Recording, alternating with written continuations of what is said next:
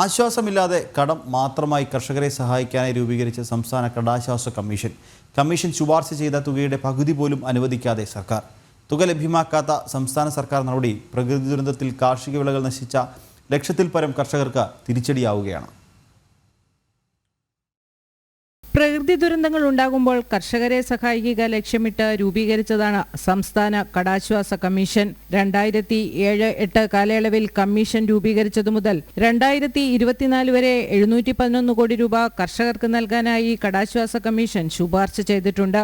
ഇത് ഏകദേശം 1,63,000 കർഷകർക്ക് ലഭിക്കേണ്ട തുകയാണ്. എന്നാൽ കടാശ്വാസമായി സർക്കാർ അനുവദിച്ചിരിക്കുന്നത് 301 കോടി രൂപ മാത്രമാണെന്ന് വിവരാവകാശ രേഖകൾ വ്യക്തമാക്കുന്നു. നല്ല രീതിയിൽ പ്രവർത്തിക്കുന്ന കർഷക വിളകളെല്ലാം നശിപ്പിക്കുമ്പോൾ ആശ്വാസം കൊടുക്കാനാണ് കർഷക കടാശ്വാസ കമ്മീഷൻ ഉണ്ടായത്. അപ്പോൾ അതിനുവേണ്ടി നല്ല രീതിയിലാണ് കടാശ്വാസ കമ്മീഷൻ പ്രവർത്തിക്കുന്നത്. പക്ഷേ കടാശ്വാസ കമ്മീഷൻ ശുപാർശ ചെയ്ത അത്ര തുക സംസ്ഥാന സർക്കാരിന് കൊടുക്കാൻ കഴിഞ്ഞിട്ടില്ല എന്നുള്ളതാണ് നമുക്ക് ഈ കടാശ്വാസ കമ്മീഷൻ തന്നെ നൽകിയിരിക്കുന്ന വിവരാവകാശ രേഖ പരിശോധിക്കുമ്പോൾ മനസ്സിലാവും. അപ്പോൾ പകുതിയിൽ ഏറെ രൂപ ഇനിയും സംസ്ഥാന കടാശ്വാസ കമ്മീഷൻ ശുപാർശ ചെയ്ത തുക കൊടുക്കാൻ കഴിഞ്ഞിട്ടില്ല.